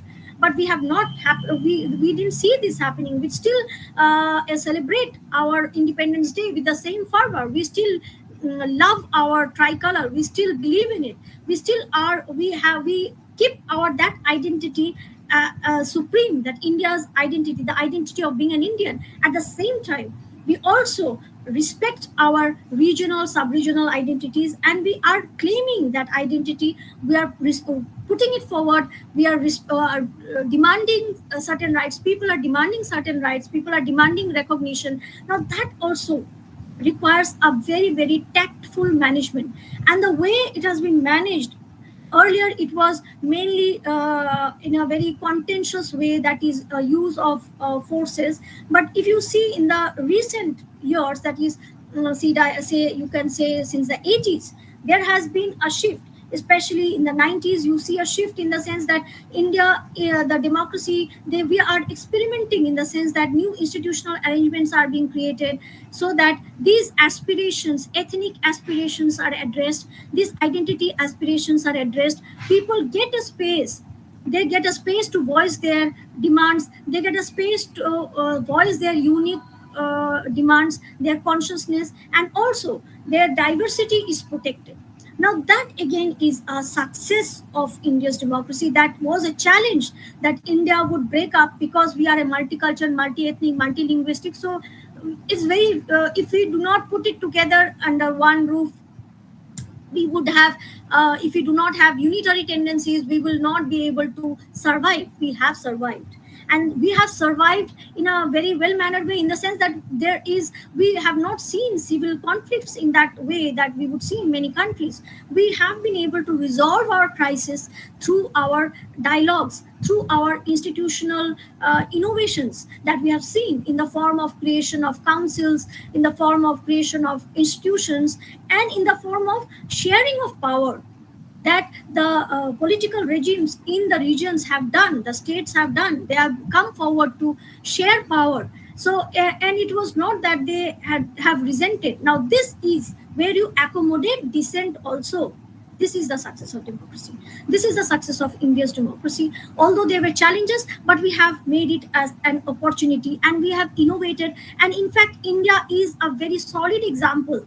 We usually look to the West for understanding multiculturalism. We look at Quebec, we look at Canada, but I guess we should look at India and understand that how we have been able to manage our multicultural tendencies. We have been able, the political regime, the political establishment has been able to give respect to every group, and also give space to the civil society. Although there are concerns in the sense that media spaces have come down, freedom of speech and expression are being curtailed, and there are fears. But at the same time, you would see that there are, on the one hand, we are seeing that there are challenges emerging, and on the other hand, the innovations that we have come up with, it's not just the political regime, but also the citizenry, because the political parties are actually reflecting what the citizens want.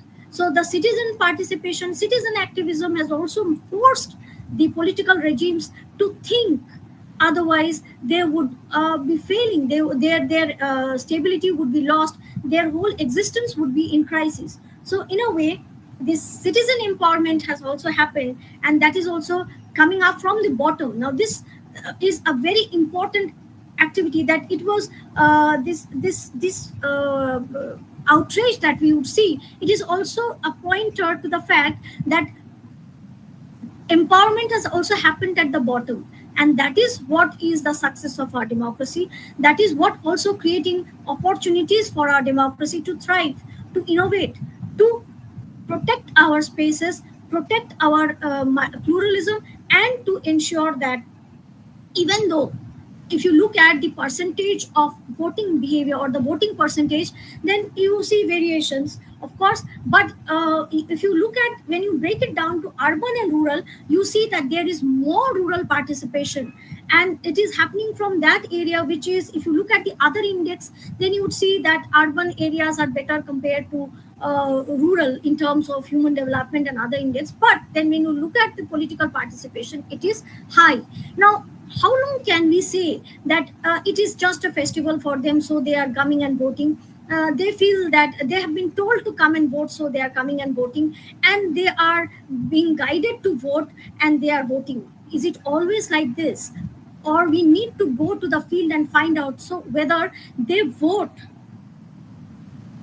guided by some political parties, or they vote thinking about what they want, how they want, what kind of policies they want, whether they like a person or not, and they feel that the person is capable enough, so the person should be given the vote. That is also something that we need to discuss. So with this, I end my lecture, and I hope that I've been able to put my points across, and also raise questions, because my objective was to raise questions and also create the spaces for the students here to think and research on these issues, that what kind of innovations have actually happened, what are the spaces that have opened up in recent times, and how we can uh, enhance those, or increase that space and protect democracies and convert the challenges into opportunities. Thank you.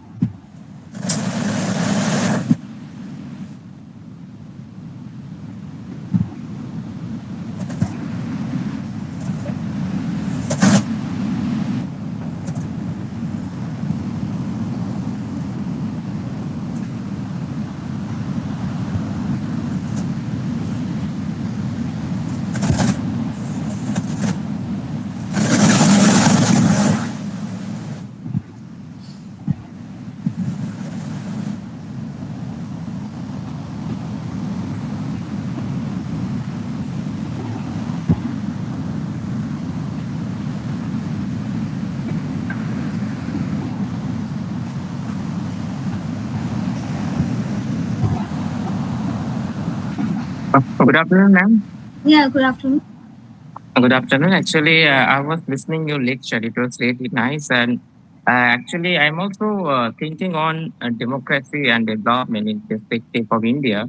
So I have gone through some books and some event actually. Especially, have mentioned about Huntington. So I have also gone through the Huntington's books, and I have found that democracy is possible only in rich countries.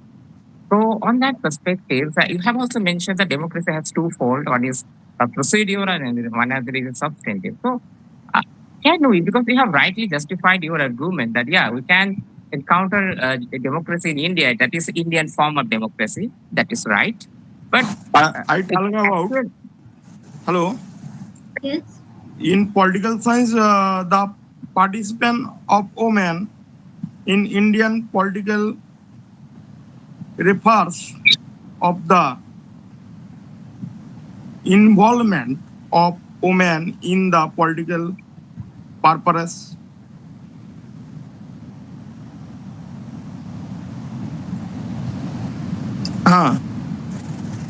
Women political. না, আমি বাংলায়ও বুঝতে পারবো, অসুবিধা নেই, বাংলায় বললেও অসুবিধা নেই। আমি বলছি এই যে মেয়েদের যে কালচারটা রাষ্ট্রবিজ্ঞানে, মানে আমরা রাষ্ট্রবিজ্ঞানে যেহেতু, আমি যেহেতু রাষ্ট্রবিজ্ঞানের ছাত্র, আমি বলছি মেয়েরা যেভাবে ইনভলভমেন্ট আগামী দিনে ছিল না, তো পরবর্তীকালে দেখতে পাচ্ছি যে মানে এখন ইনভলভমেন্ট যেগুলো কালচারটা আসছে যেটা, আর তার পরবর্তীকালে একটা আরজিকরের ঘটনা, এই ঘটনা আপনি যদি সম্মুখীন হয় আপনি কি কি বলবেন ওই জায়গায় দাঁড়িয়ে? আচ্ছা, আমি দুটো পয়েন্ট বলবো। এক, আমি যেটা প্রথমে বলেছি যে এই যে মার্জিন থেকে সেন্টারে সেটা এসছে, এবং যে মহিলারা আগে যেটা মার্জিনে ছিল এবং মহিলাদের বিষয়গুলো নিয়ে সেভাবে আলোচনা হতো না, সেটা এখন সেন্টারে এসছে। এটা দুটো কারণ মূলত।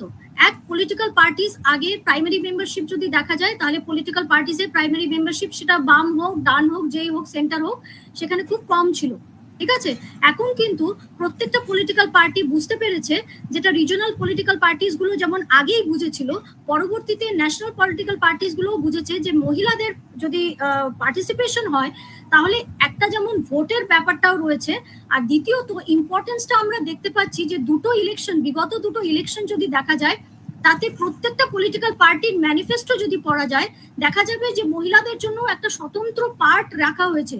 তাতে কিন্তু বোঝা যাচ্ছে যে পলিটিক্যাল পার্টিস গুলোও কিন্তু বুঝছে যে মহিলাদের পার্টিসিপেশনটা জরুরি, এবং এর ফলে কিছু পরিবর্তন আনা যেতে পারে এবং ডিফারেন্স আনা যেতে পারে।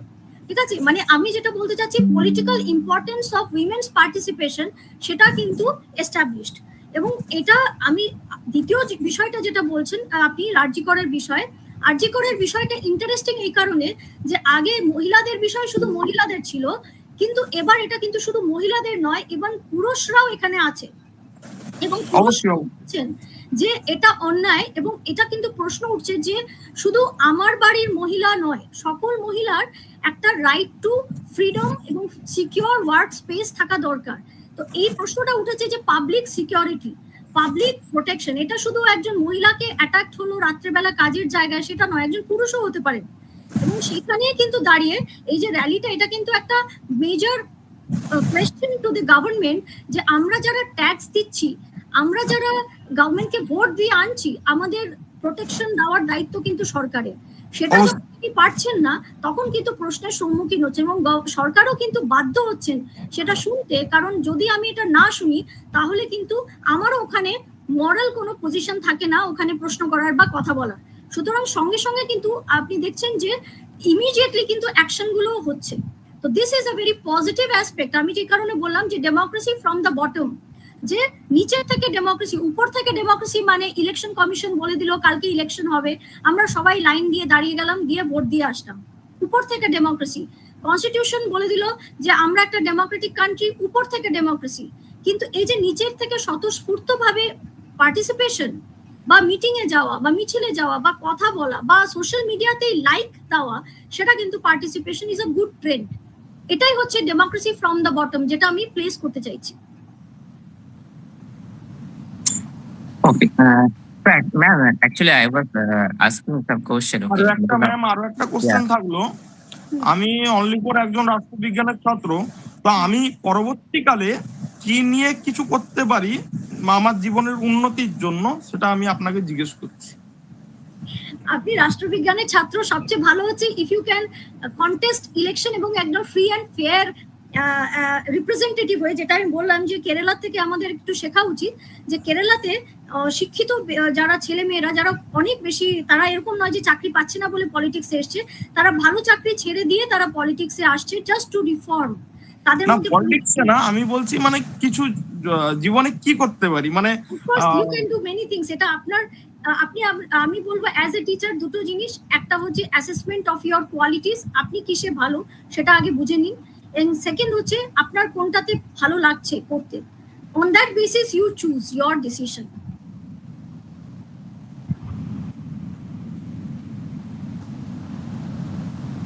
Yeah. Okay. Actually, sir, ma'am, actually, I just arguing that as quoting Huntington, that democracy is not possible without wealth or development or economic, especially more specifically economic development. So, but in India, because if we go through some Indian economists like Pranab Bardhan and others, so we have observed that though we have democracy, but the marginalized section of India, they are not developed in that way. So how can we match these two? It means we have democracy, but we don't have development. But this together is actually required. I think whenever you have mentioned about substantive democracy, I think it's a coalition between development and democracy. This is my opinion. So, so how it is possible to India to brought substantive democracy in near future, ma'am? Okay. First of all, Utpal, this is important in the sense that when we became a democracy, আমরা যখন ডেমোক্রেসিতে এলাম, তখন the question was that what kind of a democracy we choose. We chose the liberal Western model that I talked about, which is based on individual rights, individual over community. Okay, it is a Western model, the English model rather. And the democracy that you are talking about is substantive democracy, which is a socialist model, that is social democracy. So where we kept it, social democracy was kept in the directive principles of state policy, whereby we were taking it as guidance, but our main objective was to protect individual rights and give it preeminence. Now it is possible in the sense that that is the challenge, that how do you make it. That's why I said that on the one hand we are getting wealth creation is happening, but somewhere down the line distribution is a problem, and distribution justice, that is somewhere is a question mark, in the sense that we have not been able to distribute the goods, the access to development across all. Now what kind of a model that we can create so that we are able to generate that. Because what has happened is, we may say that technology has helped in equalizing, it has created equality, but on the same at the same time it has also created hierarchy, it has also created digital divide, it has also created a space. Say for example, if I am talking to you, I am not there, in fact I do not see you, it would have been better আমি যদি একটা ক্লাসকে address করতাম, তো ক্লাসকে আমি address করছি না, আমি হয়তো এখানে 9 জন 10 জন 11 জনকে অ্যাড্রেস করছি বা বলছি। তো যার ফলে এই যে ডিভাইডটা তৈরি হয়ে গেল, এই ডিজিটাল, এটা হচ্ছে যার কাছে অ্যাক্সেস আছে লিংকে, সে লিংকে ঢুকছে, যার কাছে অ্যাক্সেস নেই লিংকে ঢোকার, সে বাইরে থেকে যাচ্ছে। এর ফলে যে ডিভিশনটা তৈরি হচ্ছে, সেই ডিভিশনটাই কিন্তু ইনইকুয়ালিটি পরবর্তীতে জন্ম দিচ্ছে। এবার এই ইনইকুয়ালিটিটাকে অ্যাড্রেস করার একটাই মাত্র ওয়ে হচ্ছে যেখানে আমরা নিজেরা সিভিল সোসাইটি এঙ্গেজমেন্ট, যে আমি বললাম না সিটিজেন এম্পাওয়ারমেন্ট শুধু প্রশ্ন নয়, citizen empowerment also to question about distribution, citizen empowerment is also to create options. যদি আমি শুধু বলি যে আমি চাকরি চাইবো, আমি জব তৈরি করব না, আমি যদি জব তৈরি করি তাহলে কিন্তু আমার এখানে এমপ্লয়মেন্ট জেনারেশন তৈরি হচ্ছে, বা আমি যখন ইনোভেশন করছি, তো এই ইনোভেশনটাই কিন্তু ইম্পর্টেন্ট হয়ে দাঁড়াচ্ছে আজকের দিনে। So probably two things are important. এক, আমাদের মূল্যবোধের পরিবর্তন দরকার। আমরা ডেমোক্রেসি বলছি, গণতন্ত্র বলছি, কিন্তু গণতন্ত্রের যে বেসিক সত্তা সেটা হচ্ছে ইকুয়ালিটি, সাম্য। সেই ইকুয়ালিটিটা আমরা কি আমাদের ব্যক্তিগত জীবনে প্র্যাকটিস করি? That is a big question. আমি এবং আমার বাড়িতে যিনি কাজ করছেন তার সঙ্গে কি আমি নিজেকে ইকুয়াল মনে করি? The day we consider that equality, আমরা এই মূল্যবোধটা আমাদের মধ্যে আনবো, then it will be equal. That will be that problem will be my problem. তার সমস্যাও আমার সমস্যা হবে, সেই দিন আমার ইকুয়ালিটি আসবে। দ্বিতীয়ত, সেই গণতান্ত্রিক মূল্যবোধে যে ডেমোক্রেটিক ভ্যালুস গুলো, সেগুলো কিন্তু আমাদের নেই। আমাদের যেটা আছে ইলেকটোরাল ডেমোক্রেসি আছে, প্রসিডিউরাল ডেমোক্রেসি আছে। এবং যারা হয়তো, I am not giving names, but যারা হয়তো বলছেন যে এগুলো করা উচিত, then they should also give alternatives to what kind of democracy. Say if you go to Escobar, Latin আমেরিকাতে যখন এই যে স্টেট লেড ডেভেলপমেন্টের বিরোধিতা হলো, তখন কিন্তু আমাদের যে ওই সময় যে সোশ্যাল মুভমেন্ট গুলো জেনারেট হলো, তারা কিন্তু অল্টারনেটিভ ডিসকোর্স অফ ডেভেলপমেন্ট দিল, যেটা বললো যে কমিউনিটি ডিসাইড করবে। যেখান থেকে কিন্তু আমরা এই যে পঞ্চায়েত ব্যবস্থাটাও কিন্তু ওইখানে যে কমিউনিটি ডিসাইড করছে যে তোমার কি ধরনের উন্নয়ন দরকার। তো এই ধরনের যদি আমি ইনোভেশন আনতে পারি, তো definitely there will be a kind of a matching, যেখানে আমি ডেমোক্রেসির সঙ্গে ডেভেলপমেন্টের একটা সামঞ্জস্য আনতে পারবো। ডেভেলপমেন্ট তখনই পসিবল যখন আমরা সেই ভয়েসেস, মার্জিনসকেও আমি সেন্টারে আনতে পারছি, মার্জিনের ভয়েসকেও ঠিক ততটাই গুরুত্ব দিচ্ছি যতটা আমি গুরুত্ব দিয়ে দেখছি সেন্টারে অলরেডি যারা আছে তাদের ভয়েসকে। সুতরাং it does not become the voice of few, it becomes the voice of many. আমি যত এদেরকে সঙ্গে আনতে পারবো তত ভালো, কিন্তু এই সঙ্গে আনতে গিয়ে একটা সমস্যা থেকে যায় in a country like hours, যে আমার এখানে ডাইভার্সিটি অফ ওপিনিয়ন আছে। ধরো তোমার একটা, আমার একটা, ওর একটা, অনেকগুলো ওপিনিয়ন। এবার প্রত্যেকটা ওপিনিয়নকে আমি একসঙ্গে কি করে আনবো, দ্যাট বিকামস আ চ্যালেঞ্জ। যে আমি এতগুলো ওপিনিয়নকে একটার মধ্যে কি করে আনবো? হয়তো এ বলবে আমি এইভাবে মনে করছি ঠিক, আরেকজন বলবে না এটা ওটা ঠিক, আরেকজন বলবে ওইটা ঠিক। So this creates another problem in management. সুতরাং আমাদের মতো দেশে ডেমোক্রেসির সঙ্গে ডেভেলপমেন্টকে বুঝতে গেলে we also need to understand how we manage democracy, how we manage development, how we manage the diverse voices and diverse opinions.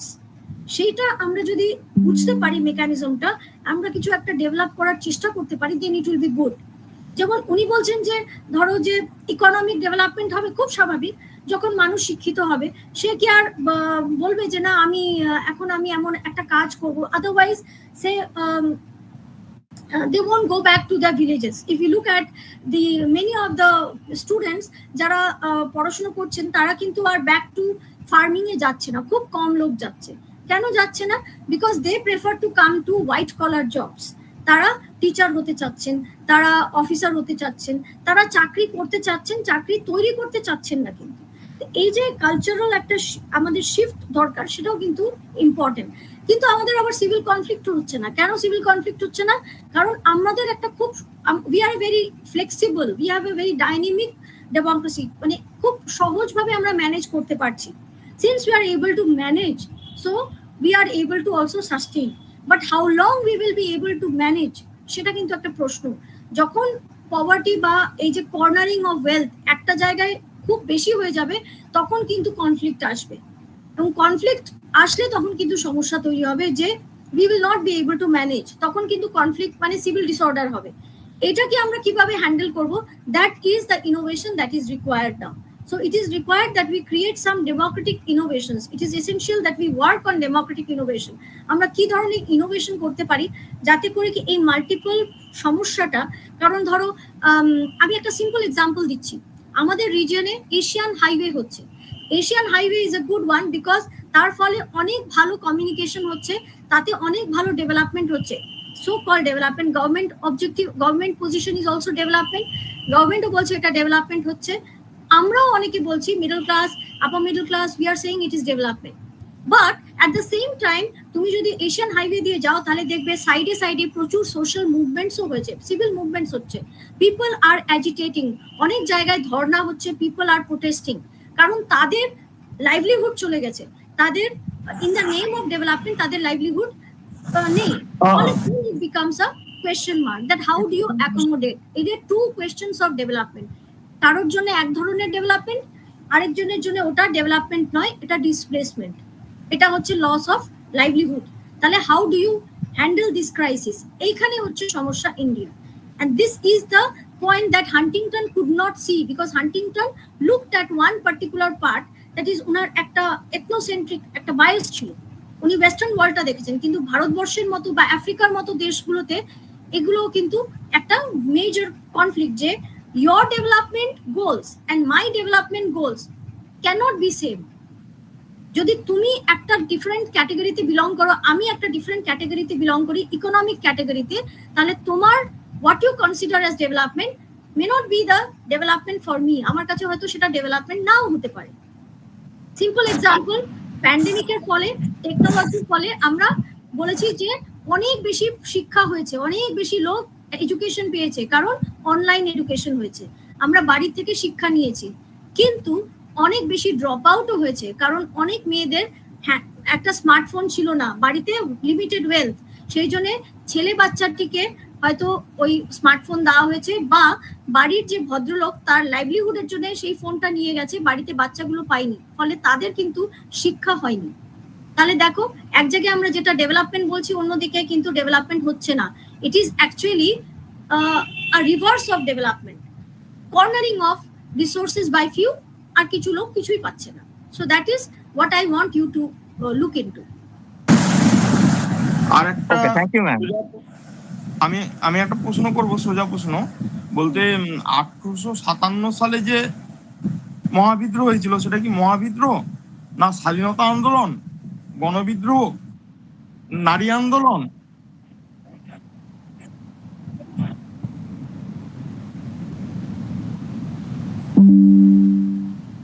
অবশ্যই কোশ্চেনটা তো ম্যামের কাছ থেকে আমি নিব, ওটা ম্যাম কি নিশ্চয়ই তো ম্যাম বলবেন, ওটা উনি কি ভাবেন, ওটাই কি স্বাধীনতা আন্দোলন ছিল না গণবিদ্রোহ ছিল না মহাবিদ্রোহ? অবশ্যই। আচ্ছা, আমি অর্গানাইজারকে বলছি, আমি উত্তরটা দিয়ে দিই। সিন্স উনি প্রশ্ন করেছেন, I am talking about perspective, ঠিক আছে? এই যে আপনি প্রশ্নটা করলেন, এই প্রশ্নটার উত্তর একটাই, যে প্রত্যেকটা বিষয়ের একটা পার্সপেক্টিভ থাকে, কে কোন পার্সপেক্টিভ থেকে দেখছেন সেটা। যেমন আমি বললাম একটু আগে উৎপলকে, যে ডেভেলপমেন্টটা দুভাবে দেখা যেতে পারে, যে জমি হারিয়েছে সে বলছে আমার ডেভেলপমেন্ট হয়নি, আমি তো জমি হারিয়েছি, বা আমার জমি নিয়েছে, বা আমার লাইভলিহুড চলে গেছে, আমি তো অল্টারনেটিভ পাইনি, আমার কাছে এটা ডেভেলপমেন্ট নয়। আরেকজন বলছে না না, রাস্তা হয়েছে, দেখো কত ডেভেলপমেন্ট হলো, কত সত্যি ডেভেলপমেন্ট হয়েছে, প্রচুর বড় বড় ইন্ডাস্ট্রি তৈরি হবে, ভালো হবে। সো দিস বিকামস পার্সপেক্টিভের প্রশ্ন। এবার আপনি কোন পার্সপেক্টিভ থেকে দেখবেন সেটা কিন্তু অ্যাজ আ স্টুডেন্ট আমি বলবো এটা আপনার বিষয়। আমার পার্সপেক্টিভ আপনার পার্সপেক্টিভ ডেফিনেটলি ডিফার করতে পারে। That is what is democracy. এটাই হচ্ছে গণতন্ত্র, যে we have all rights to our perspective.